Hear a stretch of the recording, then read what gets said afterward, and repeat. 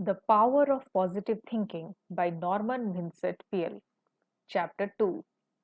A peaceful mind generates power. At breakfast in a hotel dining room, three of us fell to discussing how well we had slept the night before, a truly momentous topic.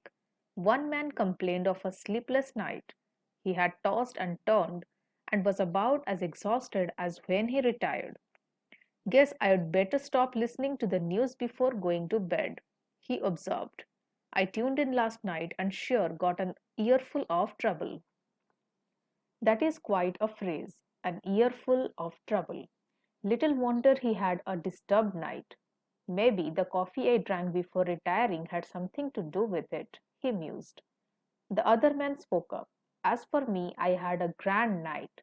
I got my news from the evening paper and from an early broadcast and had a chance to digest it before I went to sleep.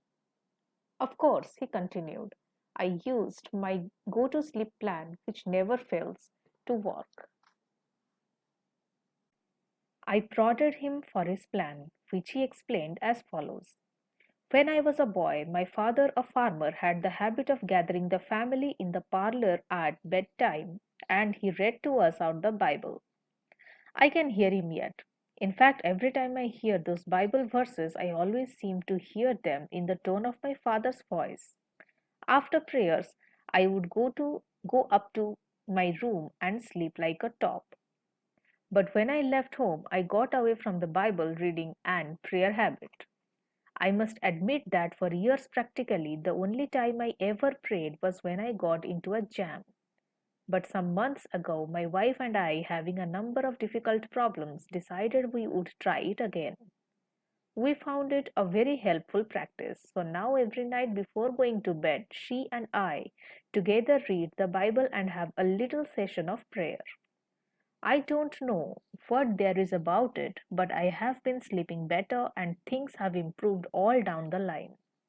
In fact, I find it so helpful that even out on the road as I am now, I still read the Bible and pray.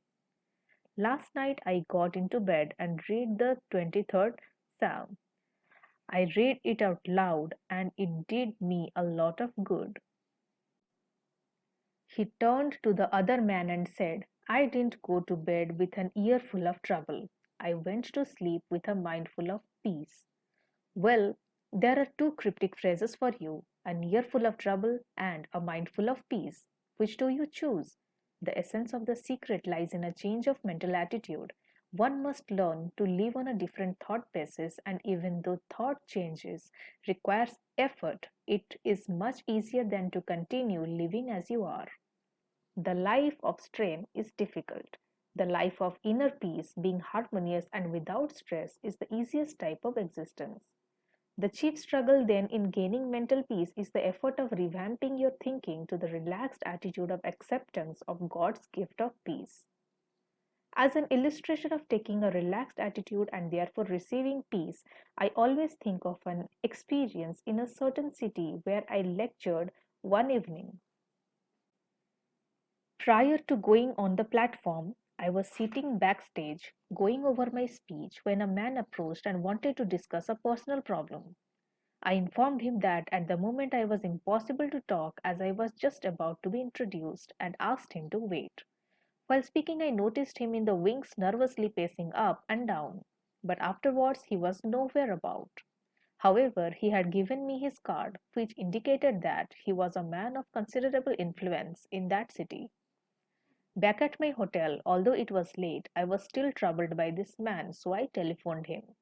He was surprised at my call and explained that he did not wait because obviously I was busy. I just wanted you to pray with me, he said. I thought if you would pray with me, perhaps I would get some peace. There is nothing to prevent us from praying together on the telephone right now, I said. Somewhat in surprise, he replied, I have never heard of praying on the telephone. Why not? I asked. A telephone is simply a gadget of communication. You are some blocks from me. But by means of the telephone, we are together. Besides, I continued, the Lord is with each of us. He is at both ends of this line and in between. He is with you and he is with me. All right, he conceded. I would like to have you pray for me. So I closed my eyes and prayed for the man over the telephone, and I prayed just as though we were in the same room. He could hear and the Lord could hear. When I finished, I suggested, "Won't you pray?" There was no response. Then at each other end of the lines, I heard sobbing, and finally, "I can't talk," he said. "Go on and cry for a minute or two, and then pray," I suggested. "Simply tell the Lord everything that is bothering you. I assume this is a private line, but if not, and if anybody is listening, it won't matter. As far as anyone is concerned, we are just a couple of voices. Nobody would know it is you and I." Thus encouraged, he started to pray, hesitantly at first, and then with great impetuosity he poured out his heart, and it was filled with hate, frustration, failure, a mass of it. Finally, he prayed plaintively, "Dear Jesus, I have a lot of nerve to ask you to do anything for me because I never did anything for you.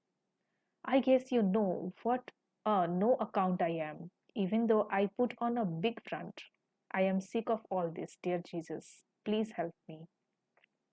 So I prayed again and asked the Lord to answer his prayer, then said, "Lord, at the other end of the telephone wire, place your hand on my friend and give him peace. Help him now to yield himself and accept your gift of peace." Then I stopped, and there was a rather long pause, and I shall never forget the tone in his voice as I heard him say, "I shall always remember this experience, and I want you to know that for the first time in months I feel clean inside and happy and peaceful." This man employed a simple technique for having a peaceful mind. He emptied his mind and he received peace as a gift from God. As a physician said, "Many of my patients have nothing wrong with them except their thoughts, so I have a favorite prescription that I write for some. But it is not a prescription that you can fill at a drugstore. The prescription I write is a verse from the Bible, Romans 12. I do not write out that verse for my patients. I make them look it up and reads, 'Be ye transformed by the renewing of your mind.' To be happier and healthier, they need a renewing of their minds, that is, a change in the pattern of their thoughts. When they take this prescription, they actually achieve a mind full of peace that helps to produce health and well being. A primary method of gaining a mind full of peace is to practice emptying the mind. This will be emphasized in another chapter, but I mention it here to underscore the importance of a frequent mental catharsis. I recommend a mind emptying at least twice a day, more often if necessary. Definitely practice emptying your mind of fear, hates, insecurities, regrets, and guilt feelings. The mere fact that you consciously make this effort to empty your mind tends to give relief. Haven't you experienced a sense of release when you have been able to pour out to somebody whom you can trust what some matters that lay heavy upon your heart? As a pastor, I have often observed how much it means to people to have someone to whom they can truly and in confidence tell everything troubling their minds. I conducted a religious service on board the SS Lurline on a recent voyage to Honolulu. In the course of my talk, I suggested that people who were carrying worries in their minds might go to the stern of the vessel and imaginatively take each anxious thought out of the mind, drop it overboard, and watch it disappear in the wake of the ship. It seems an almost childlike suggestion, but a man came to me and that day and said, "I did as you suggested and am amazed at the relief it has given me. During this voyage," he said, "every evening at sunset I am going to drop all my worries overboard until I develop the psychology of casting them entirely out of my consciousness. Every day I shall watch them disappear in the great ocean of time. Doesn't the Bible say something about forgetting those things that are behind?" The man to whom this suggestion appealed is not an impractical sentimentalist. On the contrary, he is a person of extraordinary mental stature, an outstanding leader in his field. Of course, emptying the mind is not enough. When the mind is emptied, something is bound to enter. The mind cannot long remain a vacuum. You cannot go around permanently with an empty mind. I admit that some people seem to accomplish that feat, but by and large, it is necessary to refill the emptied mind, or the old unhappy thoughts which you have cast out will come sneaking in again. To prevent that happening, immediately start filling your mind with creative and healthy thoughts. Then, when the old fears, hates, and worries that have haunted you for so long try to edge back in, they will in effect find a sign on the door of your mind reading, occupied. They may struggle for admission, for having lived in your mind for a long time, they feel at home there. But the new unhealthy thoughts which you have taken in will now be stronger and better fortified and therefore able to repulse them. Presently, the old thoughts will give up altogether and leave you alone. You will permanently enjoy a mind full of peace. At intervals during the day, practice thinking a carefully selected series of peaceful thoughts. Let mental pictures of the most peaceful scenes you have ever witnessed pass across your mind. As for example, some beautiful valley filled with the hush of evening time as the shadows lengthen and the sun sinks to rest. Or recall the silvery light of the moon falling upon rippling waters, or remember the sea washing gently upon soft shores of sand. Such peaceful thought images will work upon your mind as a healing medicine. So now and then during every day allow motion pictures of peace slowly to cross your mind. Practice the technique of suggestive articulation, that is, repeated audibly some peaceful words. Words have profound suggestive power, and there is healing in the very saying of them. Utter a series of panicky words, and your mind will immediately go into a mild state of nervousness. You will perhaps feel a sinking in the pit of your stomach that will affect your entire physical mechanism. If, on the contrary, you speak peaceful, quieting words, your mind will react in a peaceful manner. Use such a word as tranquility. Repeat that word slowly several times. Tranquility is one of the most beautiful and melodic of all English words, and the mere saying of it tends to induce a tranquil state. Another healing word is serenity. Picturize serenity as you say it. Repeat it slowly and in the mood of which the word is a symbol. Words such as these have a healing potency when used in this manner. It is also helpful to use lines from poetry or passages from the scriptures. A man of my acquaintance who achieved a remarkable peace of mind has the habit of writing on cards unusual quotations expressing peacefulness. He carries one of the cards in his wallet at all times, referring to it frequently until each quotation is committed to memory. He says that each such idea dropped into the subconscious lubricates his mind with peace. A peaceful concept is indeed oil on troubled thoughts. One of the quotations which he used is from a 16th century mystic. Let nothing disturb you. Let nothing frighten you. Everything passes away except God. God alone is sufficient. The words of the Bible have a particularly strong therapeutic value. Drop them into your mind, allowing them to dissolve in consciousness, and they will spread a healing balm over your entire mental structure. This is one of the simplest processes to perform and also one of the most effective in attaining peace of mind. A salesman told me of an incident that took place in Midwestern hotel room. He was one of a group of businessmen having a conference. One man was very much on edge. He was snappy, argumentative, high strung. Everyone present knew him quite well and realized he was under great nervous pressure. But finally, his irritating attitudes began to get on everybody's nerves. Presently, this nervous individual opened his traveling bag, took out a big bottle of brackish looking medicine, and poured himself a large dose. Asked what this medicine was, he growled, "Oh, it's something for nerves. I feel like I am going to break in pieces. The pressure I am under makes me wonder if I am going to crack up. I try not to show it, but I suppose even you fellows have observed that I am nervous. This medicine was recommended and I have swallowed several bottles of it, but I don't seem to get any better." The other men laughed.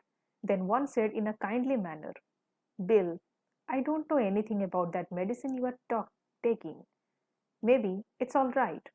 It probably is, but I can give you some medicine for those nerves that will do you more good than that. I know, because it cured me, and I was worse off than you are." "What is this medicine?" snapped the other. The other man reached into his bag and pulled out a book. "This book will do the job, and I really mean it. I suppose you think it's strange that I carry a Bible around in my bag, but I don't care who knows it. I am not a bit ashamed of it. I have been carrying this Bible in my bag for the past 2 years, and I have marked places in it that help keep my mind at peace. It works for me, and I think it can do something for you too. Why not give it a trial?" The others were listening with interest to this unusual speech. The nervous man had sunk low in his chair. Seeing that he was making an impression, the speaker continued. "I had a peculiar experience in a hotel one night which got me into the habit of reading the Bible. I was getting into a pretty tense state. I was out on a business trip and late one afternoon came up to my room terribly nervous. I tried to write some letters, but couldn't get my mind on them. I paced up and down the room, tried to read the paper, but that annoyed me, so I decided to go down and get a drink. Anything to get away from myself. While standing by the dresser, my eye happened to fall upon a Bible lying there. I had seen many such Bibles in hotel rooms, but I had never read any of them. However, something impelled me, and I opened the book to one of the Psalms and started to read it. I remembered that I read that one standing up, then sat down and read another. I was interested but certainly surprised at myself. Me reading the Bible? It was a laugh, but I kept on reading. Soon I came to the 23rd Psalm. I had learned that one as a boy in Sunday school and was surprised that I still knew most of it by heart.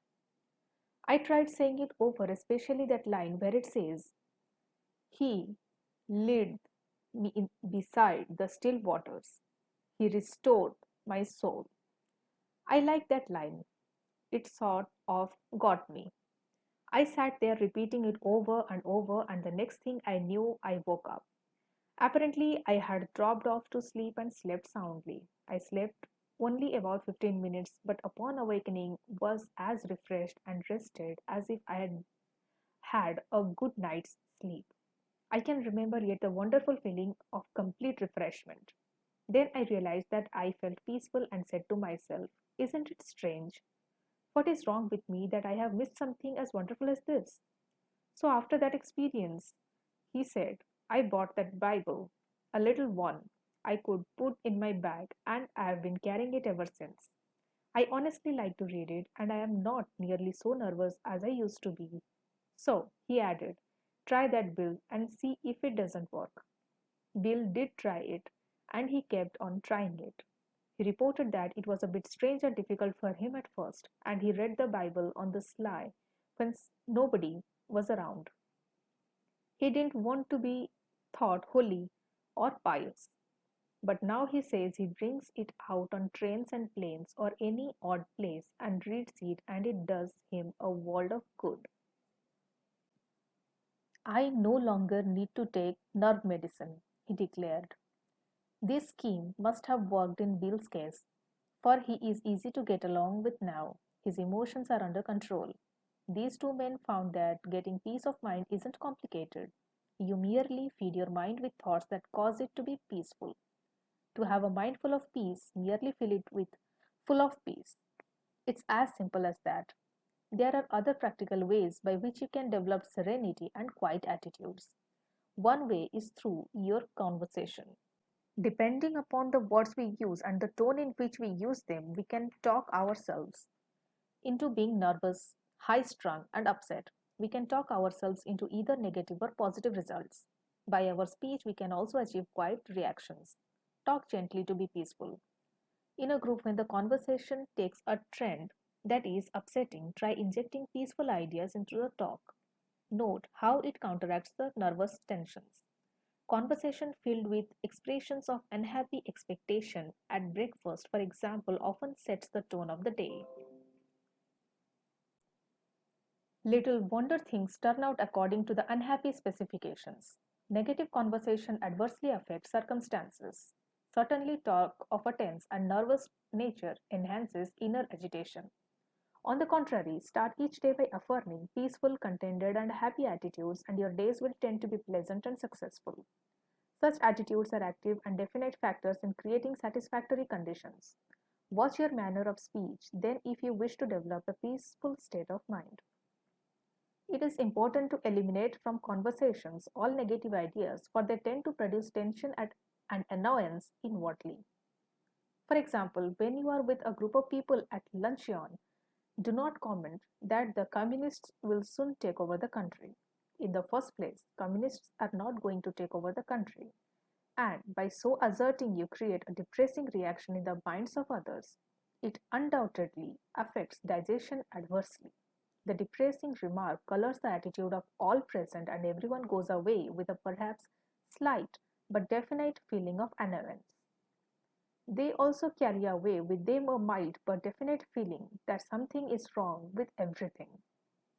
There are times when we must face these harsh questions and deal with them objectively and vigorously, and no one has more contempt for communism than I have. But as a general thing, to have peace of mind, fill your personal and group conversations with positive, happy, optimistic, satisfying expressions. The words we speak have a direct influence and definite effect upon our thoughts. Thoughts create words, for words are the vehicles of ideas. But words also affect thoughts and help to condition, if not to create attitudes. In fact, what often passes for thinking starts with talk. Therefore, if the average conversation is scrutinized and disciplined to be sure that it contains peaceful expressions, the result will be peaceful ideas and ultimately, therefore, a peaceful mind. Another effective technique in developing a peaceful mind is the daily practice of silence. Everyone should insist upon not less than a quarter of an hour of absolute quiet every 24 hours. Go alone into the quietest place available to you and sit or lie down for 15 minutes and practice the art of silence. Do not talk to anyone. Do not write. Do not read. Think as little as possible. Throw your mind into neutral. Conceive of your mind as quiescent, inactive. This will not be easy at first because thoughts are stirring up your mind, but practice will increase your efficiency. Conceive of your mind as the surface of a body of water and see how nearly quiet you can make it so that there is not a ripple. When you have attained a quiescent state, then begin to listen for the deeper sounds of harmony and beauty and of God that are to be found in the essence of silence. Americans unfortunately are not skilled in this practice, which is a pity, for, as Thomas Carlyle said, silence is the element in which great things fashion themselves. This generation of Americans has missed something that our forefathers knew and which helped to condition their character, and that is silence of the great forest or of the far reaching plains. Perhaps our lack of inner peace is due to some extent to the effect of noise upon the nervous system of modern people. Scientific experiments show that noise in the place where we walk, live, or sleep reduces efficiency to a noticeable degree. Contrary to popular belief, it is doubtful if we ever completely adjust our physical, mental, or nervous mechanisms to noise. No matter how familiar a repeated sound becomes, it never passes unheard by the subconscious. Motor car horns, the roar of aeroplanes, and other strident noises actually result in physical activity during sleep. Impulses transmitted to and through the nerves by these sounds cause muscular movements which detract from real rest. If the reaction is sufficiently severe, it partakes of the nature of shock. On the contrary, silence is a healing, soothing, healthy practice. Stark Daly says, "No man or woman of my acquaintance who knows how to practice silence and does it has ever been sick to my knowledge." I have noticed that my own afflictions come upon me when I do not balance expression with relaxation. Star Daily closely associates silence with spiritual healing. The sense of rest that results from a practice of complete silence is a therapy of utmost value. In the circumstances of modern life, with its acceleration of pace, the practice of silence is admittedly not so simple as it was in the days of our forefathers. A vast number of noise producing gadgets exist that they did not know, and our daily program is more hectic. Space has been annihilated in the modern world, and apparently, we are also attempting to annihilate the factor of time. It is only rarely possible for an individual to walk in deep woods or sit by the sea or meditate on a mountain top or on the deck of a vessel in the midst of the ocean. But when we do have such experiences, we can print on the mind the picture of the silent place and the feel of the moment and return to it in memory to live it over again, just as truly as when we were actually in that scene. In fact, when you return to it in memory, the mind tends to remove any unpleasant factors present in the actual situation. The memory visit is often an improvement over the actual, for the mind tends to reproduce only the beauty in the remembered scene. For example, as I write these words, I am on a balcony of one of the most beautiful hotels in the world, the Royal Hawaiian, on the famed and romantic Waikiki Beach in Honolulu, Hawaii.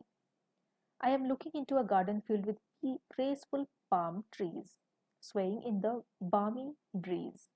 The air is laden with aroma of exotic flowers, hibiscus, of which on these islands there are 2,000 varieties fill the garden. Outside my windows are papaya trees laden with ripening fruit. The brilliant color of the royal poinciana, the flame of the forest trees add to the glamour of the scene, and the acacia trees are hung heavily with their exquisite white flowers. The incredible blue ocean surrounding these islands stretches away to the horizon. The white waves are surging in, and the Hawaiians and my fellow visitors are riding gracefully on surfboards and outrigger canoes. Altogether, it is a scene of entrancing beauty. It has an incredibly healing effect upon me as I sit here writing about the power generated in a peaceful mind. The insistent responsibilities under which I ordinarily live seems so far away. Though I am in Hawaii to give a series of lectures and to write this book, nevertheless the peace with which this place is filled envelops me. Yet I realize that when I have returned to my home in New York, 5,000 miles away, I shall only then truly savor the exquisite joy of the beauty which I now behold.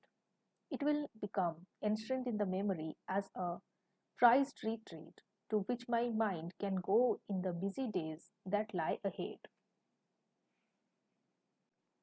Often, when far from this idyllic place, I shall return in memory to find peace along the palm lined, foam washed beach at Waikiki. Fill your mind with all peaceful experiences possible, then make planned and deliberate excursions to them in memory. You must learn that the easiest way to an easy mind is to create an easy mind. This is done by practice, by the application of such some simple principles as outlined here. The mind quickly responds to teaching and discipline. You can make the mind give you back anything you want, but remember the mind can give back only what it was first given. Saturate your thoughts with peaceful experiences, peaceful words and ideas, and ultimately you will have a storehouse of peace producing experiences to which you may turn for refreshment and renewal of your spirit. It will be a vast source of power. I spent a night with a friend who has a very lovely home. We had breakfast in a unique and interesting dining room. The four walls are painted in a beautiful mural picturing the countryside in which my host was reared as a boy. It is a panorama of rolling hills, gentle valleys, and singing streams, the latter clean and sun-speckled and babbling over rocks. Winding roads meander through pleasant meadows. Little houses dot the landscape. In a central position is a white church surmounted by a tall steeple. As we breakfasted, my host talked of this region of his youth, pointing out various points of interest in the painting around the wall. Then he said, "Often as I sit in this dining room, I go from point to point in my memory and relive other days. I recall, for example, walking up that lane as a boy with bare feet, and I can remember yet how the clean dust felt between my toes. I remember fishing in that trout stream on many a summer afternoon and coasting down those hills in the winter time. There is the church I attended as a boy." He grinned and said, "I sat through many a long sermon in that church, but gratefully recall to mind the kindliness of the people and the sincerity of their lives. I can sit here and look at that church and think of the hymns I heard there with my mother and father as we sat together in the pew. They are long buried in that cemetery alongside the church, but in memory I go and stand by their graves and hear them speak to me as in days gone by. I get very tired and sometimes I'm nervous and tense. It helps to sit here and go back to those days when I had an untroubled mind, when life was new and fresh. It does something for me. It gives me peace." Perhaps we all cannot have such murals on the dining room walls, but you can put them around the wall of your mind. Pictures of the most beautiful experiences of your life.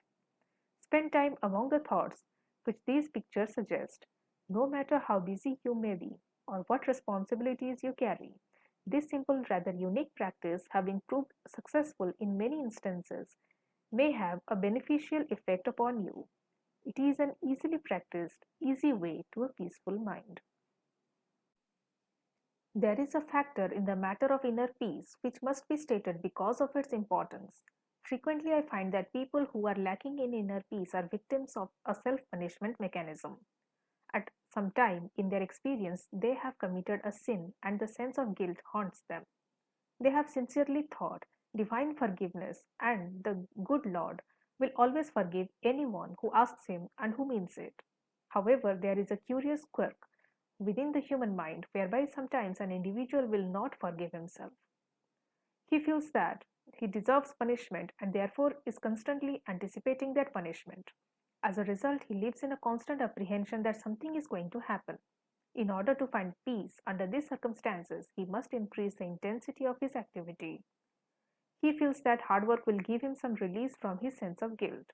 A physician told me that in his practice, a number of cases of nervous breakdown were traceable to a sense of guilt for which the patient had unconsciously attempted to compensate by hectic overwork. The patient attributed his breakdown not to the sense of guilt but to his overworked condition. But, said the physician, these men need not have broken down from overwork if first the sense of guilt had been fully released. Peace of mind under such circumstances is available by yielding the guilt as well as the tension it produces to the healing therapy of Christ. At a resort hotel where I had gone for a few days of quiet writing, I encountered a man from New York whom I knew slightly. He was a high pressured, high driving, and exceedingly nervous business executive. He was sitting in the sun in a deck chair. At his invitation, I sat down and chatted with him. "I'm glad to see you relaxing in this beautiful spot," I commented. He replied nervously, "I haven't any business being here. I have so much work to do at home. I am under terrible pressure. Things have gotten me down. I am nervous and can't sleep. I'm jumpy. My wife insisted that I come down here for a week. The doctors say there is nothing wrong with me if I just get to right thinking and relax. But how in the world do you do that?" he challenged.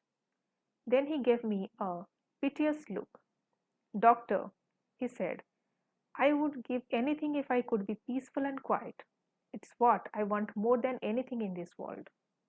We talked a bit, and it came out in the conversation that he was always worrying that something sinister was going to happen. For years, he had anticipated some dire event, living in constant apprehension about something happening to his wife or his children or his home. It was not difficult to analyze his case. His insecurity arose from a double source, from childhood insecurities and from later guilty experiences.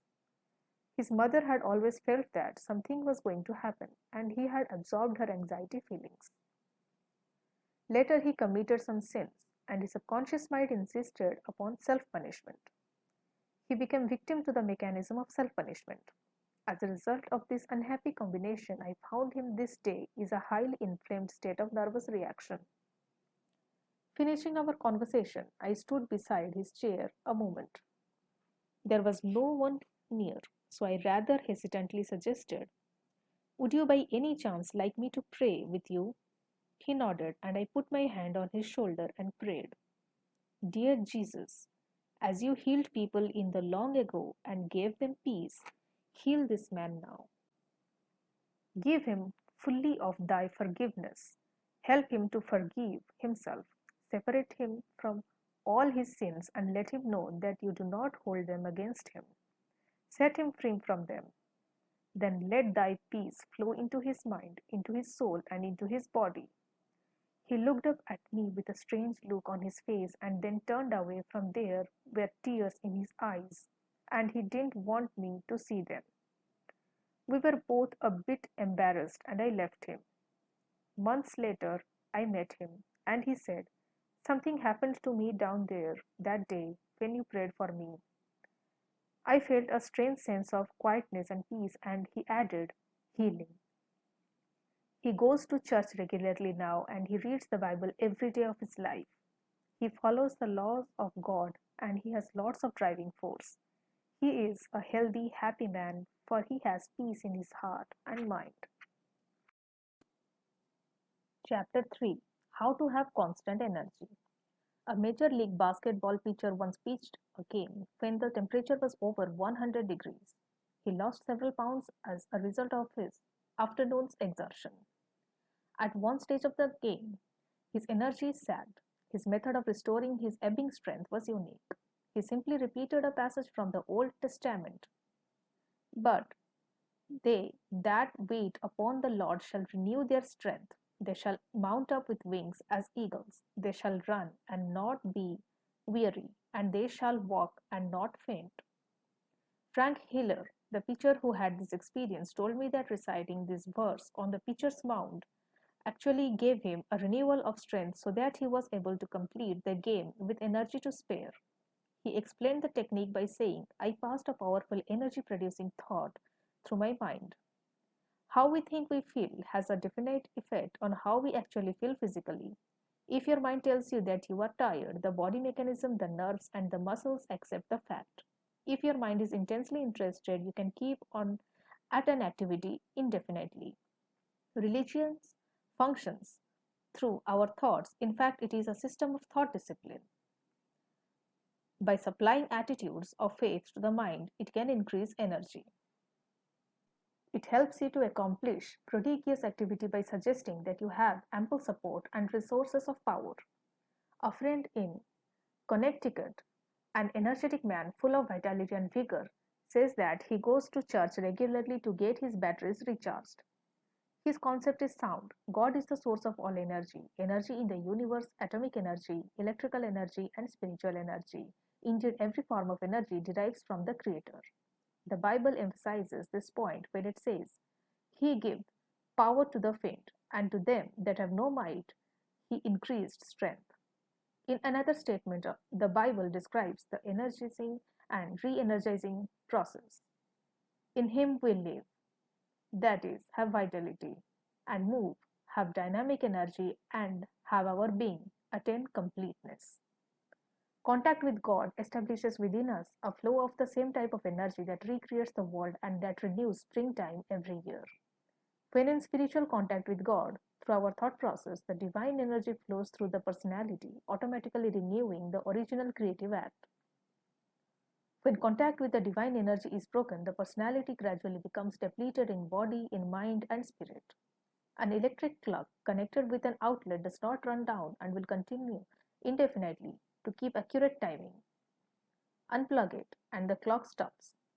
It has lost contact with the power flowing through the universe. In general, this process is operative in human experience, though in a less mechanical manner. A number of years ago, I attended a lecture at which a speaker asserted before a large audience that he had not been tired in 30 years. He explained that 30 years before he had passed through a spiritual experience in which by self surrender he had made contact with the divine power. From then on, he possessed sufficient energy for all of his activities, and these were prodigious. He also obviously illustrated his teachings that everyone in that vast audience was profoundly impressed. To me, it was a revelation of the fact that in our consciousness, we can trap a reservoir of boundless powers as a result of which it is not necessary to suffer depletion of energy. For years, I have studied and experimented with the ideas which this speaker outlined and which others have expounded and demonstrated, and it is my conviction that the principles of Christianity, scientifically utilized, can develop an uninterrupted and continuous flow of energy into the human mind and body. These findings were corroborated by a prominent physician with whom I was discussing, a certain man whom we both know. This man, whose responsibilities are very heavy, works from morning until night without interruption, but always seems able to assume new obligations. He has the knack of handling his work easily and with efficiency. I commented to the physician that I hoped this man was not setting a dangerous pace that might possibly lead to a breakdown. The physician shook his head. No, he replied, as his physician, I do not think there is any danger of a crack up, and the reason that he is a thoroughly well organized individual with no energy leaks in his makeup. He operates a well regulated machine. He handles things with easy power and carries burdens without strain. He never wastes an ounce of energy, but every effort is applied with maximum force. How do you account for this efficiency, this seemingly boundless energy? I said. The physician thought for a moment. The answer is that he is a normal individual, emotionally well integrated, and what is more important, he is a soundly religious person. From his religion, he has learned how to avoid drainage of power. His religion is a workable and useful mechanism for preventing energy leaks. It is not hard work that drains of energy, but emotional upheaval, and this man is entirely free from that. Increasingly, people are realizing that the maintenance of a sound spiritual life is important in enjoying energy and personality force. The body is designed to produce all needed energy over an amazingly long period of time.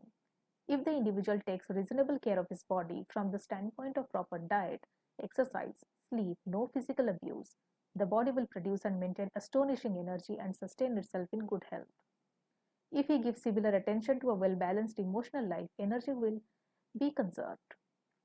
But if he allows energy leaks caused by hereditary or self imposed emotional reaction of a deliberating nature, he will be lacking in vital force. The natural state of the individual when body, mind, and spirit work harmoniously is that of a continuous replacement of necessary energy.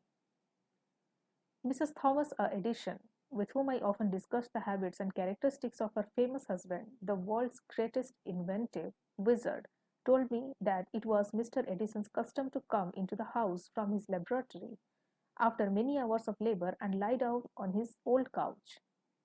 She said he would fall asleep as naturally as a child, in perfect relaxation, sinking into a deep and untroubled slumber. After 3 or 4 or sometimes 5 hours, he would become instantly wide awake, completely refreshed, and eager to return to his work. Mrs. Edison, in answer to my request that she analyze her husband's ability to rest in a manner so natural and complete, said he was nature's man, by which she meant that he was completely in harmony with nature and with God. In him there were no obsessions, no disorganizations, no conflicts, no mental quirks, no emotional instability. He worked until he needed to sleep. Then he slept soundly and arose and returned to his work. He lived for many years and was in many respects the most creative mind ever to appear on the American continent. He drew his energy from emotional self-mastery, the ability to relax completely. His amazingly harmonious relationship with the universe caused nature to reveal to him his inscrutable secrets. Every great personality I have ever known, and I have known many, who has demonstrated the capacity for prodigious work has been a person in tune with the infinite. Every such person seems in harmony with nature and in contact with the divine energy. They have not necessarily been pious people, but invariably they have been extraordinarily well organized from an emotional and psychological point of view. It is fear, resentment, the projection of parental faults upon people when they are children, inner conflicts, and obsessions that throw off balance the finely equated nature, thus causing undue expenditure of natural force. The longer I live, the more I am convinced that neither age nor circumstance needs to deprive us of energy and vitality. We are at last awakening to the close relationship between religion and the health. We are beginning to comprehend a basic truth hitherto neglected, that our physical condition is determined very largely by our emotional condition, and our emotional life is profoundly regulated by our thought life. All through its pages, the Bible talks about vitality and force and life. The supreme overall word of the Bible is life, and life means vitality, to be filled with energy. Jesus stated the key expression, I am come that they might have life, and that they might have it more abundantly. This does not rule out pain or suffering or difficulty, but the clear implication is that if a person practices the creative and recreative principles of Christianity, he can live with the power and energy.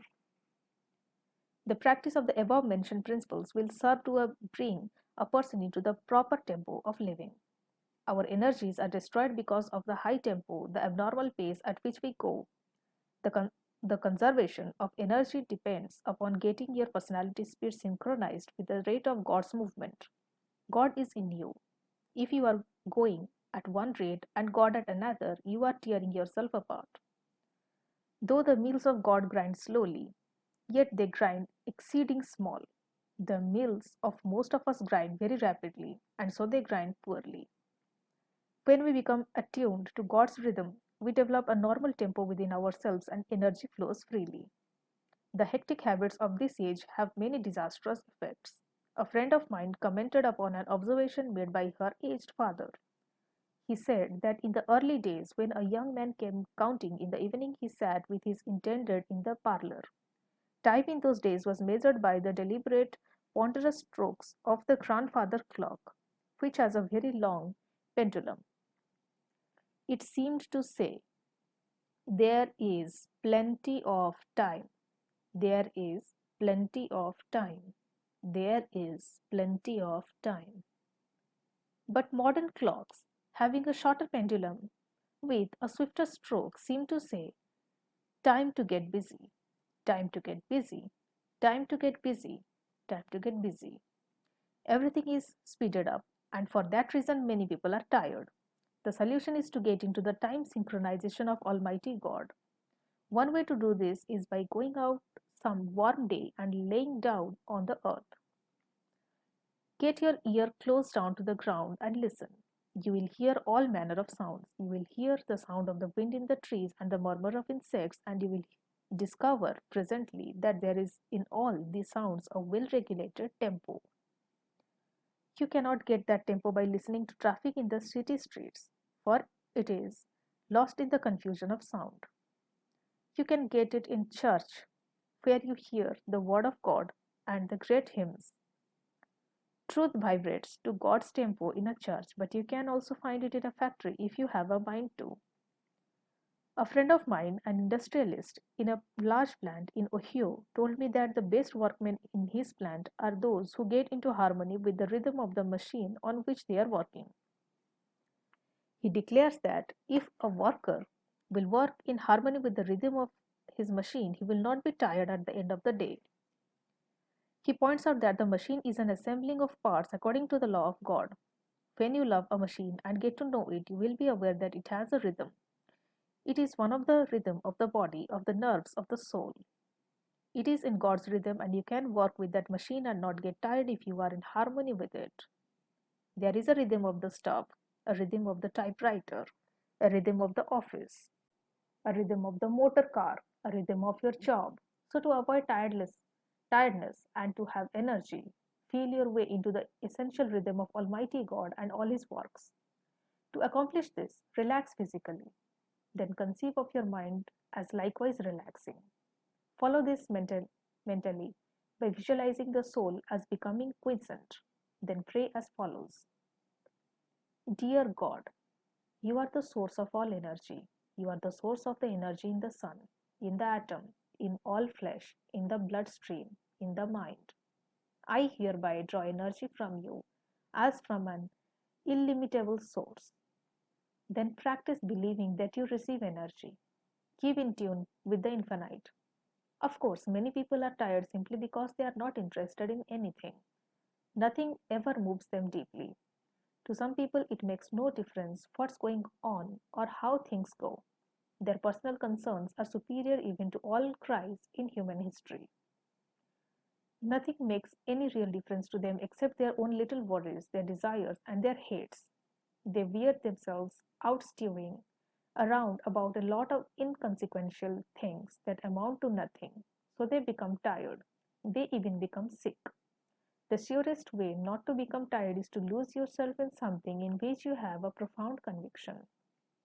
A famous statesman who made 7 speeches in one day was still boundless in energy. Why are you not tired after making 7 speeches? I asked. Because, he said, I believe absolutely in everything I said in those speeches. I am enthusiastic about my convictions. That's the secret. He was on fire for something. He was pouring himself out, and you never lose energy and vitality in so doing. You only lose energy when life becomes dull in your mind. Your mind gets bored and therefore tired doing nothing. You don't have to be tired. Get interested in something. Get absolutely enthralled in something. Throw yourself into it with abandon. Get out of yourself. Be somebody. Do something. Don't sit around moaning about things, reading the papers, and saying, why don't they do something? The man who is out doing something isn't tired. If you are not getting into good causes, no wonder you are tired. You are disintegrating. You are deteriorating. You are dying on the vine. The more you lose yourself in something bigger than yourself, the more energy you will have. You don't have time to think about yourself and get bogged down in your emotional difficulties. To live with constant energy, it is important to get your emotional faults corrected. You will never have full energy until you do. The late Knute Rockne, one of the greatest football coaches America ever produced, said that a football player cannot have sufficient energy unless his emotions are under spiritual control. In fact, he went so far as to say that he would not have a man on his team who did not have a genuinely friendly feeling for every fellow player. I have to get the most energy out of a man, he said, and have discovered that it cannot be done if he hates another man. Hates blocks his energy, and he isn't up to par until he eliminates it and develops a friendly feeling. People who lack energy are disorganized to one degree or another by their deep fundamental emotional and psychological conflicts. Sometimes the results of this disorganization and extreme but healing is ever possible.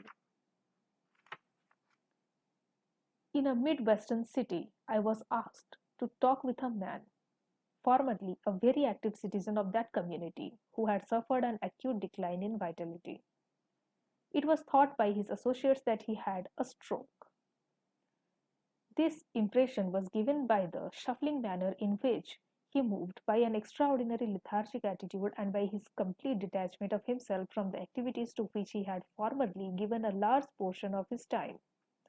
He sat despondently in his chair hour after hour, and often he would weep. He exhibited many of the symptoms of a nervous breakdown. I arranged to see him in my hotel room at a certain hour. My door was open, and through it I could see the elevator. I chanced to be looking in that direction when the elevator door opened and this man came shuffling down the hall. It seemed that at any moment he would topple over, and he gave every evidence of scarcely being able to negotiate the distance. I asked him to be seated and engage him in conversation, which conversation was rather fruitless, for it revealed little enlightenment because of his tendency to complain about his condition and his inability to give thoughtful consideration to my questions. This was apparently due to his enormous self pity. When I asked him if he would like to be well, he looked up at me in the most intense and pathetic manner. His desperation was revealed by his answer, which was that he would give anything in the world if he could regain the energy and the interest in life which he formerly enjoyed.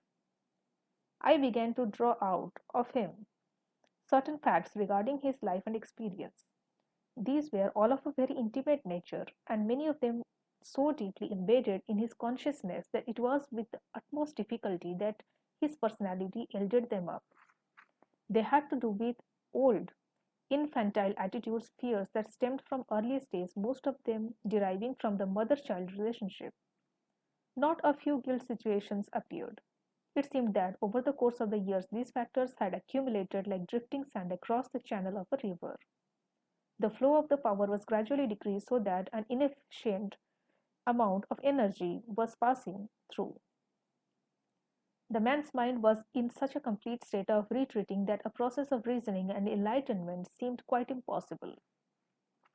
I sought of guidance and found myself, quite to my surprise, standing beside him and placing my hand upon his head. I prayed, asking to God to heal the man. I suddenly became aware of what seemed to be the passing of power through my hand, which rested upon his head. I hastened to add that there is no healing power in my hand, but now and then a human being is used as a channel, and it was evidently so in this instant. For presently the man looked up with an expression of the utmost happiness and peace, and he simply said, "He was here. He touched me.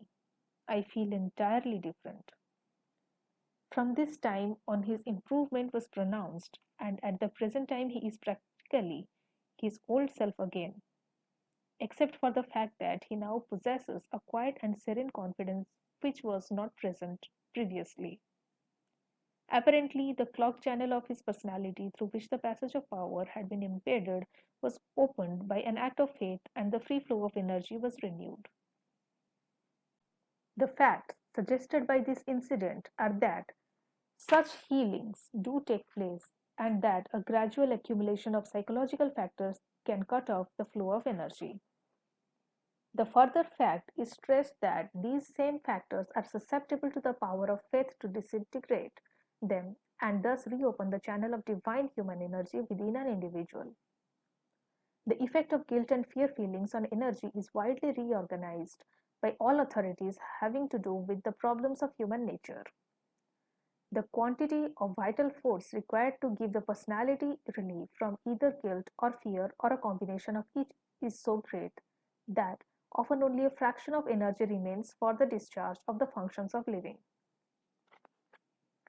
Energy drainage occasioned by fear and guilt is of such an amount as to leave little power to be applied to a person's job. The result is that he tires quickly. Not being able to meet the full requirement of his responsibility, he retreats into an apathetic, dull, listless condition and is indeed even ready to give up and fall back sleepily in a state of enervation. A businessman was referred to me by a psychiatrist whom the patient had been consulting.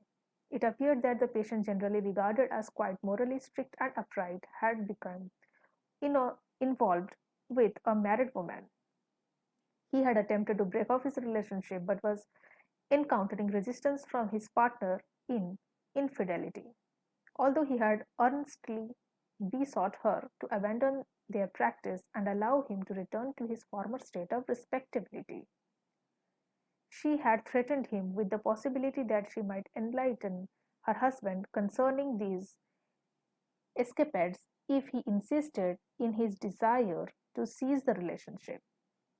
The patient recognized the fact that if the husband became apprised of the situation, it would result in disgrace for him in his community. He happened to be a prominent citizen and prized his high standing. As a result of his fear of exposure and a sense of guilt, he had been unable to sleep or rest. And since this had gone on for 2 or 3 months, he was in a very serious slump in energy and did not possess the vitality to perform his job efficiently. Inasmuch as some important matters were pending, the situation was serious. When the psychiatrist suggested that he see me, a clergyman, because of his inability to sleep, he remonstrated by saying that There was no way in which a clergyman could correct the condition which caused his sleeplessness, but, on the contrary, he felt that a medical doctor might supply effective medication. When he started his attitude to me, I simply asked him now how he expressed to sleep when he had two very annoying and unpleasant bedfellows with whom he was attempting to sleep. Bedfellows? He asked in surprise. I have no bedfellows. Oh, yes, you have, I said, and there is nobody in this world who can sleep with those two, one on either side.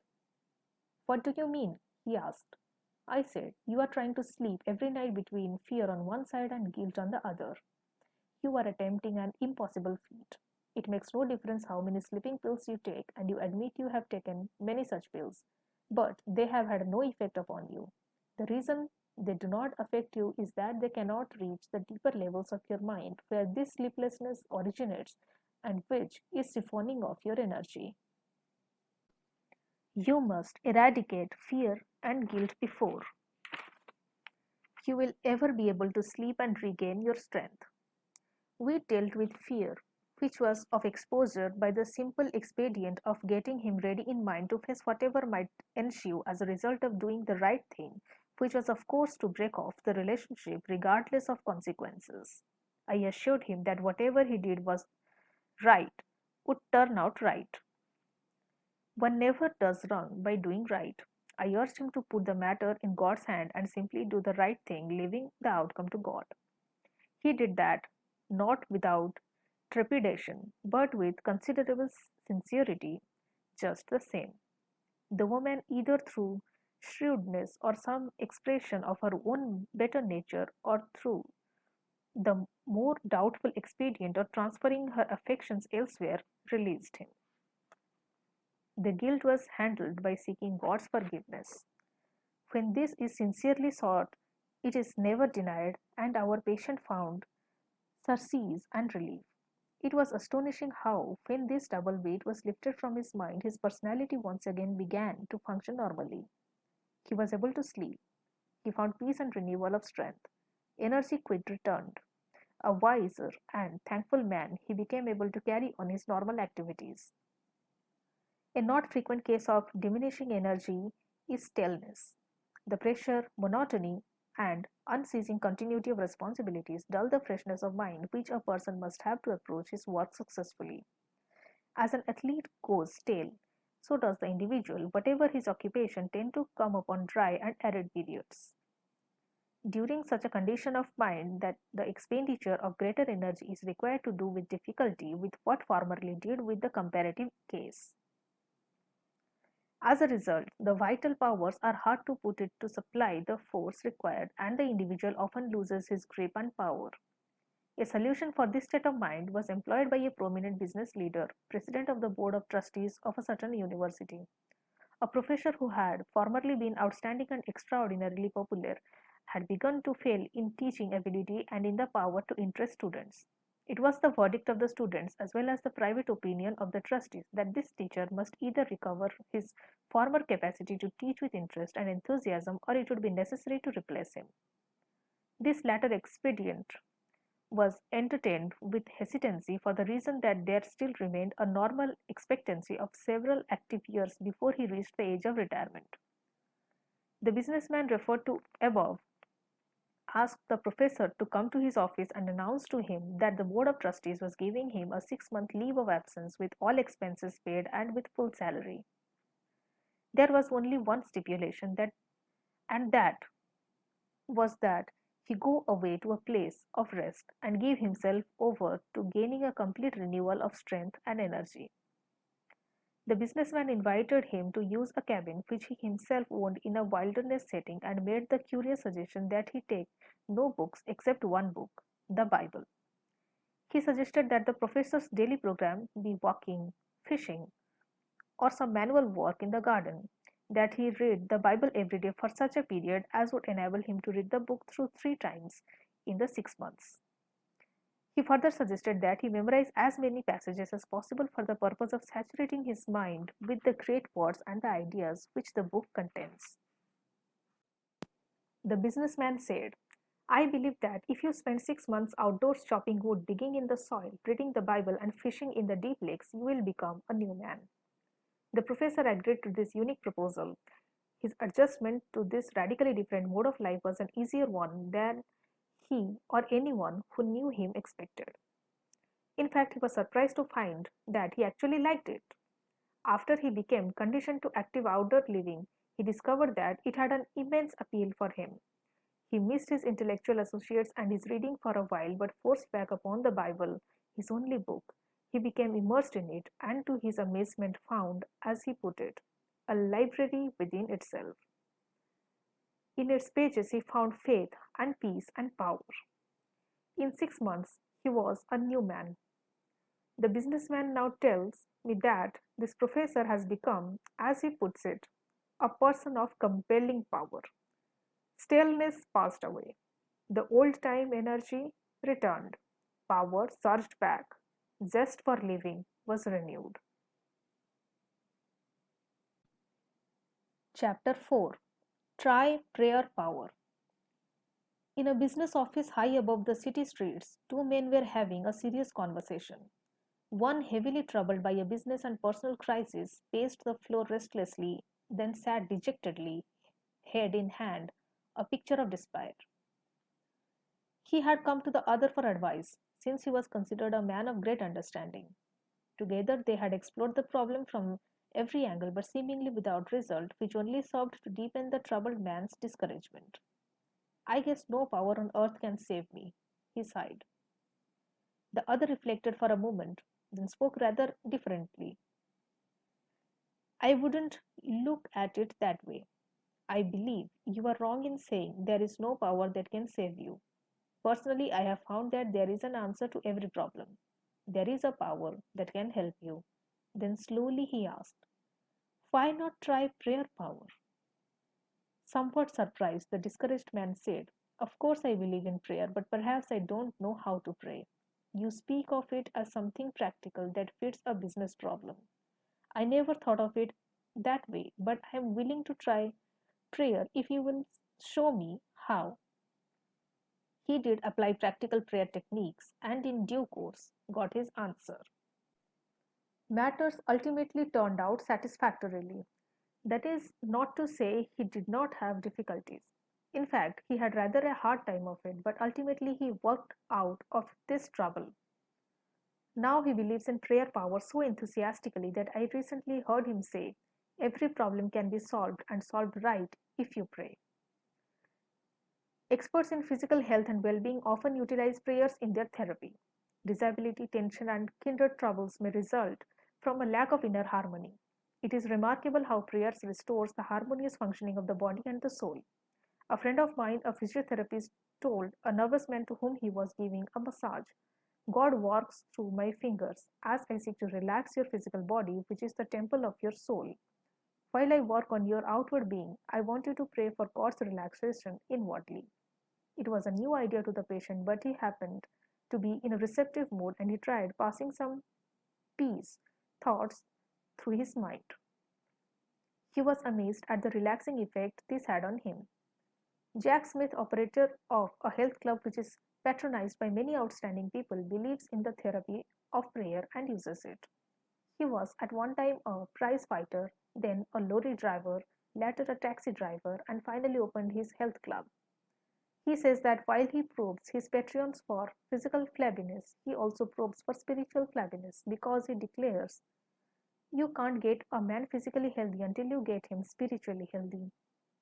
One day, Walter Huston, the actor, sat by Jack Smith's desk. He noted a big sign on the wall on which were penciled the following letters: APRPBWPRAA.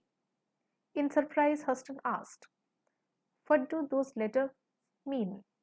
Smith laughed and said, "They stand for affirmative prayers release powers by which positive results are accomplished." Huston's jaw dropped in astonishment. "Well, I never expected to hear anything like that in a health club." "I use methods like that," said Smith, "to make people curious so they will ask what those letters mean." That gives me an opportunity to tell them that I believe affirmative prayers always get results. Jack Smith, who helps man to keep physically fit, believes that prayer is an important, if not more important than exercise, steam baths, and a rub down. It is a vital part of the power releasing process. People are doing more praying today than formerly because they find that it adds to personal efficiency. Prayer helps them to tap forces and to utilize strength not otherwise available. A famous psychologist says prayer is the greatest power available to the individual in solving his personal problems. Its power astonishes me. Prayer power is a manifestation of energy. Just as there exist scientific techniques for the release of atomic energy, so are there scientific procedures for the release of spiritual energy through the mechanism of prayer. Exciting demonstrations for this energizing force are evident. Prayer power seems able even to normalize the aging process, obviating or limiting infirmity or deterioration. You need not lose your basic energy or vital power or become weak and listless merely as a result of accumulating years. It is not necessary to allow your spirit to sag or grow stale or dull. Prayer can freshen you up every morning and send you out renewed each morning. You can receive guidance in problems if prayer is allowed to permeate your subconscious, the seat of the forces which determines whether you take right or wrong actions. Prayer has the ability to keep your reactions correct and sound. Prayer driven deeply into your subconscious can remake you. It releases and keeps power flowing freely. If you have not experienced this power, perhaps you need to learn new techniques of prayer. It is well to study prayer from an efficiency point of view. Usually, the emphasis is entirely religious, though no cleavage exists between the two concepts.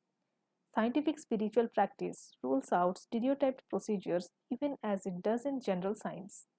If you have been praying in a certain manner, even if it had brought you blessings, which it doubtless has, perhaps you can pray even more profitably by varying the pattern and by experimenting with fresh prayer formulas. Get new insights, practice new skills to attain greatest results. It is important to realize that you are dealing with the most tremendous power in the world when you pray. You would not use an old fashioned kerosene lamp for illumination. You want the most up to date lighting devices. New and fresh spiritual techniques are being constantly discovered by men and women of spiritual genius. It is advisable to experiment with prayer power according to such methods as prove sound and effective. If this sounds new and strangely scientific, bear in mind that the secret of prayer is to find the process that will most effectively open your mind humbly to God. Any method through which you can stimulate the power of God to flow into your mind is legitimate and usable. An illustration of a scientific use of prayer is the experience of two famous industrialists, whose names would be known to many readers, where I permitted to mention them, who had a conference about a business and technical matter. One might think that these men would approach such a problem on a purely technical basis, and they did that and more. They also prayed about it, but they did not get a successful result. Therefore, they called it in a country preacher, an old friend of one of them, because, as they explained, the Bible prayer formula is when two or three are gathered together in my name, there I am in the midst of them. They also pointed to a further formula, namely, if two of you shall agree on earth as touching anything that they shall ask, it shall be done for them, for my Father which is in heaven. Being schooled in scientific practice, they believe that in dealing with prayer as a phenomenon, they should scrupulously follow the formulas outlined in the Bible, which they described as the textbook of spiritual science. The proper method for employing a science is to use the accepted formulas outlined in the textbook of that science. The reason that if the Bible provides that two or three should be gathered together, perhaps the reason they were not succeeding was that they needed a third party. Therefore, the three men prayed, and to guard against error in the process, they also brought to bear on the problem various other biblical techniques, such as those suggested in the statements, according to your faith be it unto you. What things soever you desire, when you pray, Believe that ye receive them, and ye shall receive them. After several thoroughgoing sessions of prayer, the three men together affirmed that they had received the answer. The outcome was entirely satisfactory. Subsequent results indicated that divine guidance was actually obtained. These men are great enough scientists not to require precise explanation of the operation of these spiritual laws any more than in the case of naturalistic laws, but are content with the facts that the laws operate when proper techniques are employed.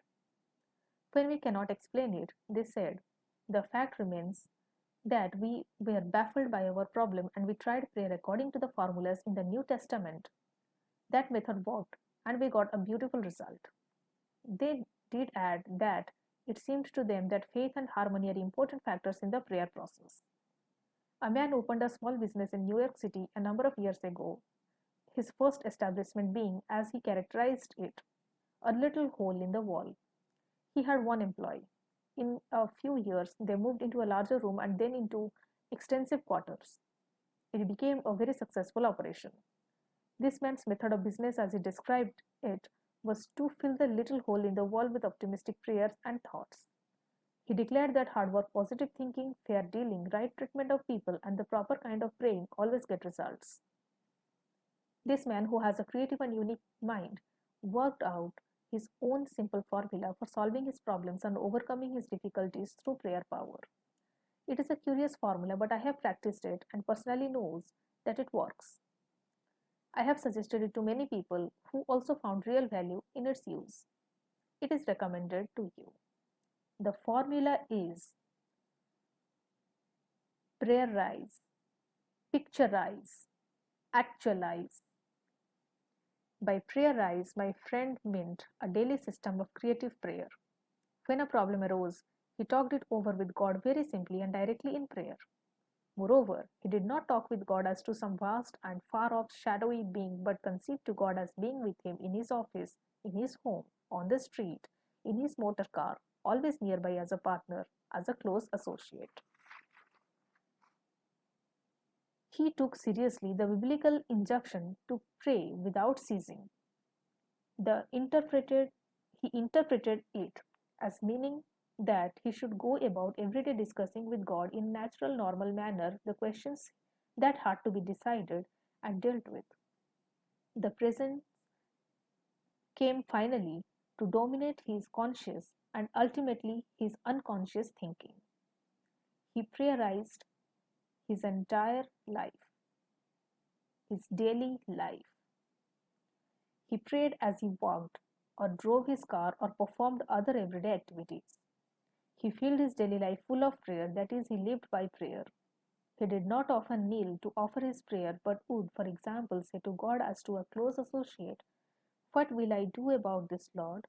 or "Give me a fresh insight on this, Lord." He prioritized his mind and so prioritized his activities.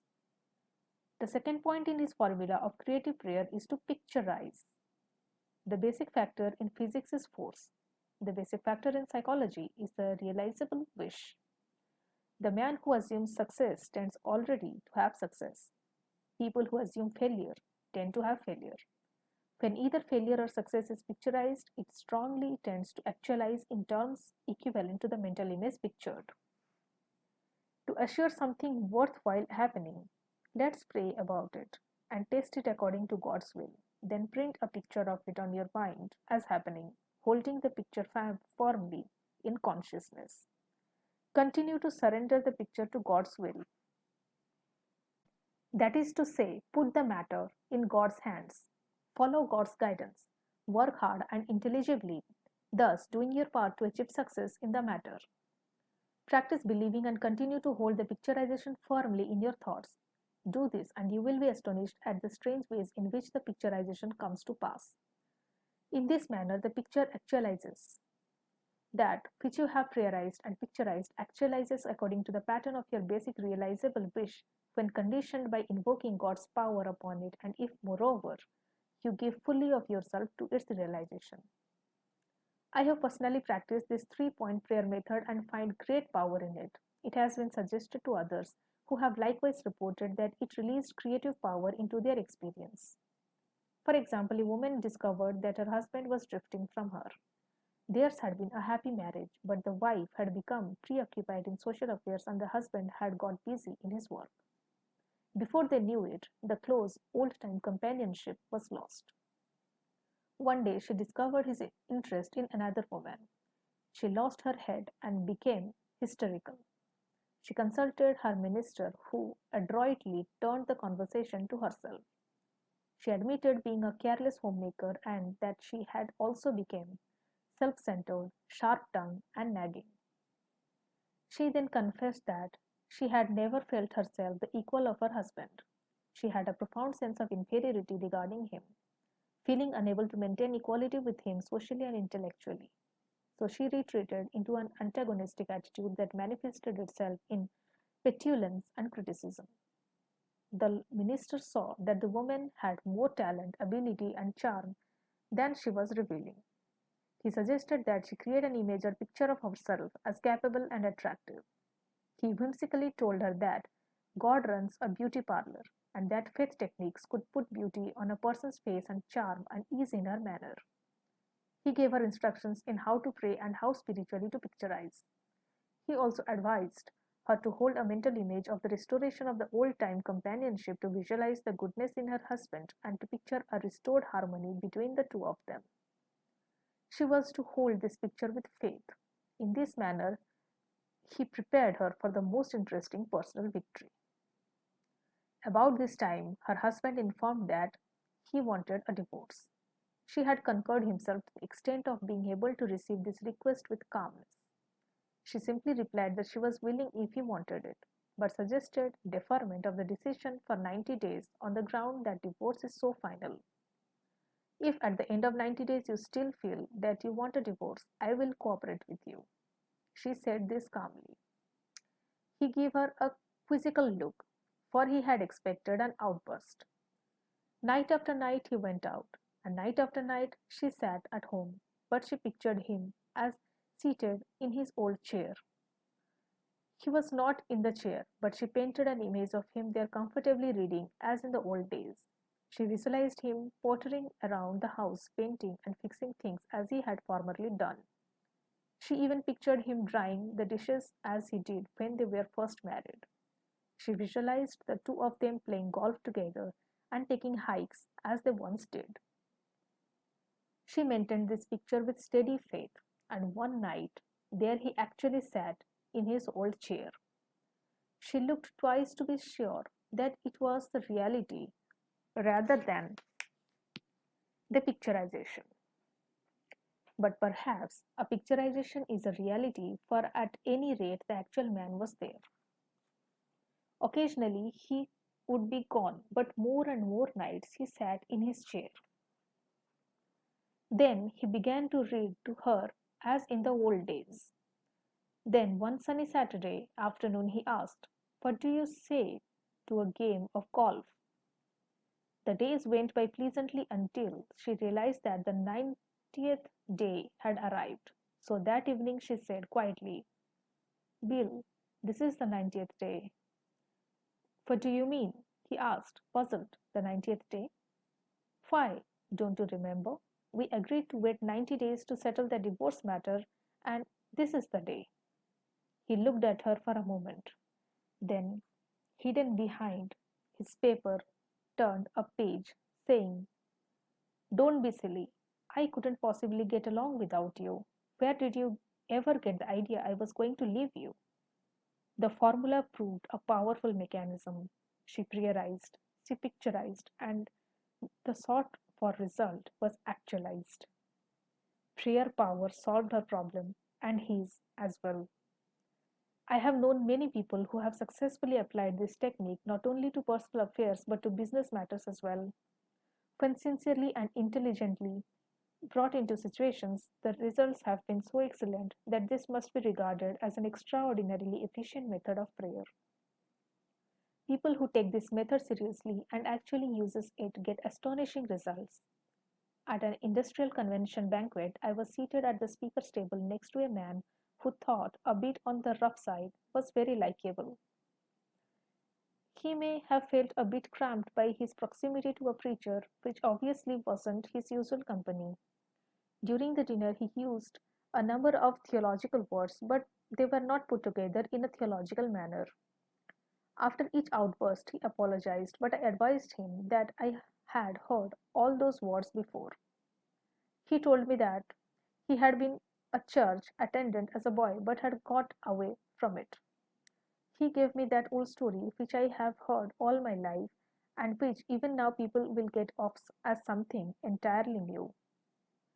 When I was a boy, my father made me go to Sunday school and church and crammed religion down my throat. So when I got away from home, I couldn't take it anymore and have seldom been to church since.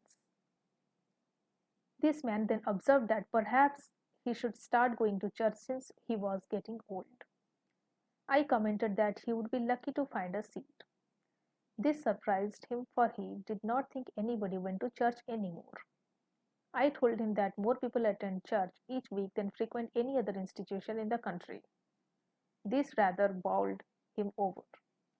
He was head of a medium-sized business, and he fell to telling me how much money his firm took in last year. I told him I knew quite a few churches whose stake exceeded that. This really hit him in the solar plexus, and I noted his respect for the church mounting by leaps and bounds. I told him about the thousands of religious books that are sold, more than any other type of book. Maybe you fellows in the church are on the ball at that, he slangily remarked. At this moment, another man came up to our table and enthusiastically told me that something wonderful had happened to him. He said he had been very depressed, for the things hadn't been going well with him. He said he had been very depressed, for things hadn't been going well with him. He decided to get away for a week or so, and on this vacation read one of my books in which practical faith techniques are outlined. He said this brought him the first satisfaction and peace he had felt. It encouraged him as to his own possibilities. He began to believe that the answer to his trouble was practical religion. So, he said, I began to practice the spiritual principles presented in your book. I began to believe and affirm that with God's help, the objectives I was endeavoring to accomplish could be achieved. A feeling came over me that everything was going to be all right, and from then on, nothing could upset me. I absolutely knew it was going to be okay. So I began to sleep better and feel better. I felt as if I had taken a tonic. My new understanding and practice of spiritual techniques were the turning point. When he left us, my table companion, who had listened in on this recital, said, I never heard anything like that before. That fellow talks about religion as happy and workable. It was never presented to me that way. He also gives the impression that religion is almost a science, that you can use it to improve your health and do better in your job. I never thought of religion in that connection. Then he added, But do you know what struck me? It was the look on that guy's face. Now, the curious fact is that when my table companion made the statement, a semblance of a same look was on his own face. For the first time, he was getting the idea that religious faith is not something piously stuffy, but is a scientific procedure for successful living. He was observing at first hand the practical working of prayer power in personal experience. Personally, I believe that prayer is a sending out of vibrations from one person to another and to God. All of the universe is in vibration. There are vibrations in the molecules of a table. The air is filled with vibrations. The reaction between human beings is also in vibration. When you send out a prayer for another person, you employ the force inherent in a spiritual universe. You transport from yourself to the other person a sense of love, helpfulness, support, a sympathetic, powerful understanding, and in this process, you awaken vibrations in the universe through which God brings to pass the good objectives prayed for. Experiment with this principle and you will know its amazing results. For example, I have a habit, which I often use, of praying for people as I pass them. I remember being on a train traveling through West Virginia when I had a curious thought. I saw a man standing on the station platform, then the train moved on and he passed from sight. It occurred to me that I was seeing him for the first and last time. His life and mine touched slightly for just a fraction of an instant. He went his way and I went mine. I wondered how his life would turn out. Then I prayed for that man, sending out an affirmative prayer that his life would be filled with blessings. Then I began praying for other people I saw as the train passed. I prayed for a man plowing in the field and asked the Lord to help him and give him a good crop. I saw a mother hanging up clothes, and that line of freshly washed garments told me she had a large family. A glimpse of her face and the way in which she handled the clothes of the children told me she was a happy woman. I prayed for her that she would have a happy life, that her husband would always be true to her, and that she would be true to him. I prayed that they might be a religious family and that the children would grow up strong, honorable young people. In one station, I saw a man leaning half asleep against a wall, and I prayed that he would wake up and get off relief and amount to something. Then we stopped at a station, and there was a lovable little kid, one trouser leg longer than the other, shirt open at the neck, wearing a too big sweater, hair tousled, face dirty. He was sucking a lollipop and working hard on it. I prayed for him, and as the train started to move, he looked up at me and gave me the most wonderful smile. I knew my prayer had caught him, and I waved to him, and he waved back to me. I shall never see that boy again in all likelihood, but our lives touched. It had been a cloudy day up to that point, but suddenly the sun came out, and I think there was a slight light in the boy's heart, for it was revealed on his face. I know that my heart felt happy. I am sure it was because the power of God was moving in a circuit through me to the boy and back to God, and we were all under the spell of prayer power. One of the important functions of prayer is as a stimulus to creative ideas. Within the mind are all of the resources needed for successful living. Ideas are present in consciousness, which, when realized and given scope together with proper implementation, can lead to the successful operation of any project or undertaking. When the New Testament says, "the kingdom of God within you," it is informing us that God, our Creator, has laid up within our minds and personalities all the potential powers and abilities we need to constructive living. It remains for us to tap and develop these powers. For example, a man of my acquaintance is connected with a business where he is the chief of four executives. At regular intervals, these men have what they call an idea session, the purpose of which is to tap all the creative ideas lurking in their minds of any of the four. For this session, they use a room without telephones, buzzers, or other usual office equipment. The double window is fully insulated so that street noises are for the most part eliminated. Before starting the session, the group spends 10 minutes in silent prayer and meditation. They conceive of God as creatively working in their minds. Each in his own way silently prays, affirming that God is about to release from his mind the proper ideas needed in the business. Following the quiet period, all start talking, pouring out ideas that have come to their minds. Memos of the ideas are written upon cards and thrown on the table. No one is permitted to criticize any idea at this particular juncture, for argument might stop the flow of creative thought. The cards are gathered up and each one is evaluated at a later session. But this is the idea tapping session stimulated by prayer power. When this practice was inaugurated, a high percentage of the ideas suggested proved to be without particular value, but as the session continued, the percentage of good ideas increased. Now, many of the best suggestions which have later demonstrated their practical value were evolved in the idea session. As one of the executives explained, we have come up with insights that not only show on our balance sheet, but we have also gained a new feeling of confidence. Moreover, there is a deeper feeling of fellowship among the four of us, and this has spread to others in the organization.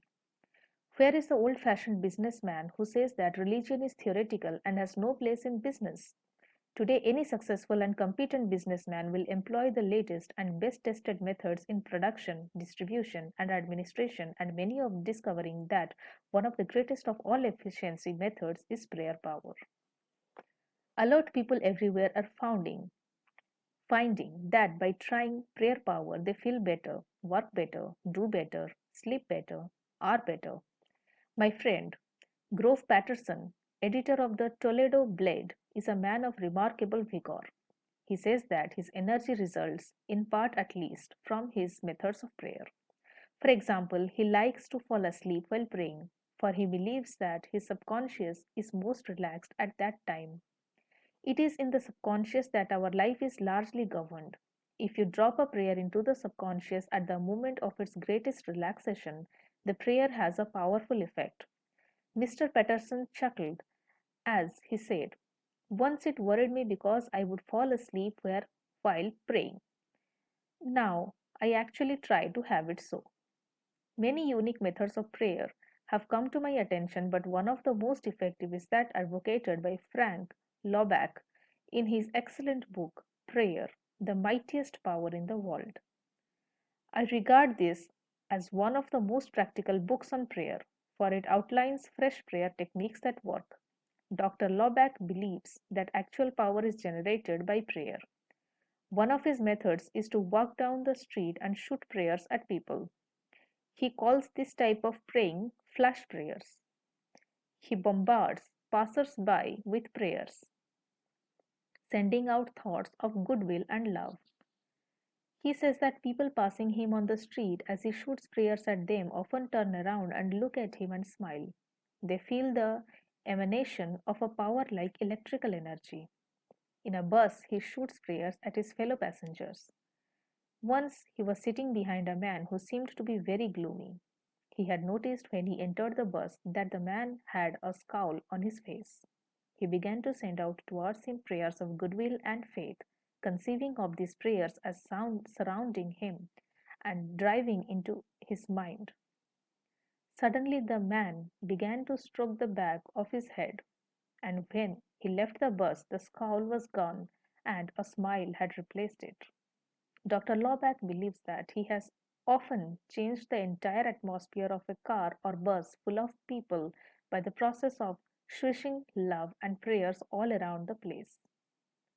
In a Pullman Club car, a half intoxicated man was quite boorish and rude, talking in an overbearing manner and generally making himself obnoxious. I felt that everyone in the car took a dislike to him.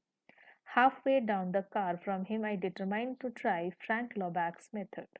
So I started to pray for him, meanwhile visualizing his better self and sending out thoughts of goodwill towards him. Presently, for no seemingly apparent reason, the man turned in my direction, gave me a most disarming smile, and raised his hand in the gesture of salute. His attitude changed and he became quiet. I have every reason to believe that the prayer thoughts effectively reached out towards him. It is my practice before making a speech to say audience to pray for the people present and to send out thoughts of love and goodwill towards them. Sometimes I select out the audience, one or two people who seem to be either depressed or even antagonistic, and send my prayer thoughts and goodwill attitude specifically towards them. Recently addressing a Chamber of Commerce annual dinner in a southwestern city, I noted a man in the audience who seemed to be scowling at me. It was altogether possible that his facial expression was not in any way related to me, but he seemed antagonistic. Before starting to speak, I prayed for him and shot a series of prayers and goodwill thoughts in his direction. As I spoke, I continued to do this. When the meeting was over, while shaking hands with those around me, suddenly my hand was caught in a tremendous clasp, and I was looking into the face of this man. He was smiling broadly. "Frankly, I did not like you when I came to this meeting," he said. "I do not like preachers and saw no reason for having you, a minister, as a speaker at our Chamber of Commerce dinner. I was hoping that your speech would not be successful. However, as you spoke, something seemed to touch me. I feel like a new person. I had a strange sense of peace and, doggone it, I like you." It was not my speech that had this effect. It was the emanation of a prayer power.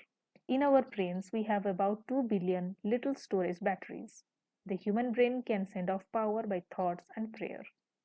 The human body's magnetic power has actually been tested. We have thousands of little sending stations, and when these are turned up by prayer, it is possible for a tremendous power to flow through a person and to pass between human beings. We can send off power by prayer, which acts as both a sending and receiving station. There was a man, an alcoholic, with whom I had been working. He had been dry, as the Alcoholics Anonymous term it, for about 6 months. He was on a business trip, and one Tuesday afternoon, after 4 o'clock, I had a strong impression that he was in trouble. This man dominated my thoughts. I felt something drawing me, so I dropped everything and started praying for him.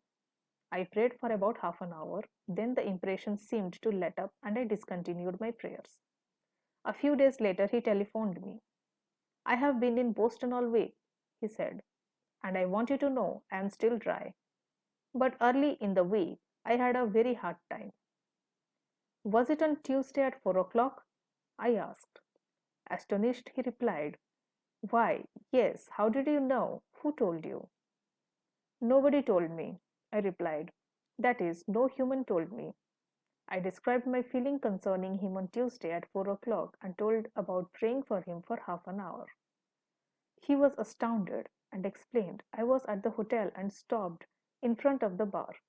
I had a terrible struggle with myself. "I thought of you, for I need help badly right then, and I started to pray." Those prayers starting out from him reached me, and I began to pray for him. Both of us joining in prayer completed the circuit and reached God, and the man got his answers in the form of strength to meet the crisis. And what did he do? He went to a drugstore, bought a box of candy, and ate all of it without stopping. That pulled him through, he declared. Prayer and candy. A young married woman admitted she was filled with hate, jealousy, and resentment towards neighbors and friends. She was also very apprehensive, always worrying about her children, whether they would be sick or get into an accident or fail in school. Her life was a pathetic mixture of dissatisfaction, fear, hate, and unhappiness. I asked her if she ever prayed. She said, "Only when I get so up against it that I am just desperate. But I must admit that prayer doesn't mean anything to me, so I don't pray very often." I suggested that the practice of real prayer could change her life and gave her some instructions in sending out love thoughts instead of hate thoughts and confidence thoughts instead of fear thoughts. I suggested that every day at the time for the children to come home from school, she pray and make her prayers an affirmation of God's protective goodness. Doubtful at first, she became one of the most enthusiastic advocates and practicers of prayer I have ever known. She vividly read books and pamphlets and practices every effective prayer power technique. This procedure changed her life, as is illustrated by the following letter which she wrote me recently. "I feel that my husband and I have both made wonderful progress in the last few weeks. My greatest progress dates from the night you told me that every day is good if you pray. I began to put it into practice, the idea of affirming that this would be a good day the minute I woke up in the morning, and I can positively say that I have not had a bad or upsetting day since that time. The amazing thing is that my days actually haven't been any smoother or any more free from petty annoyances than they ever were, but they just don't seem to have the power to upset me anymore. Every night I begin my prayer by listing all the things for which I am grateful. Little things that happened during the day which added to the happiness of my day. I know that this habit had geared my mind to pick out the nice things and forget the unpleasant ones. The fact that for 6 weeks I have not had a single bad day and have refused to get downhearted with anyone is really marvelous to me. She discouraged She discovered amazing power in trying prayer power. You can do the same. Following are 10 rules for getting effective results from prayer. Number 1. Set aside a few minutes every day. Do not say anything. Simply practice thinking about God. This will make your mind spiritually receptive. Number 2. Then pray orally using simple, natural words. Tell God anything that is on your mind. Do not think you must use stereotyped pious phrases. Talk to God in your own language. He understands it. Number 3. Pray as you go about the business of the day, on the subway or bus, or at your desk. Utilize minute prayers by closing your eyes to shut out the world and concentrating briefly on God's presence. The more you do this every day, the nearer you will feel God's presence. Number 4. Do not always ask when you pray, but instead affirm that God's blessings are being given and spend most of your prayers giving thanks. Number 5. Pray with the belief that sincere prayers can reach out and surround your loved ones with God's love and protection. Number 6. Never use a negative thought in prayer. Only positive thoughts gets results. Number 7. Always express willingness to accept God's will. Ask for what you want, but be willing to take what God gives you. It may be better than what you ask for. Number 8. Practice the attitude, putting everything in God's hands. Ask for the ability to do your best and to leave the results confidently to God. Number 9. Pray for people you do not like or who have mistreated you. Resentment is blockade number 1 of spiritual power. Number 10. Make a list of people for whom to pray. The more you pray for other people, especially those not connected with you, the more prayer results will come back to you.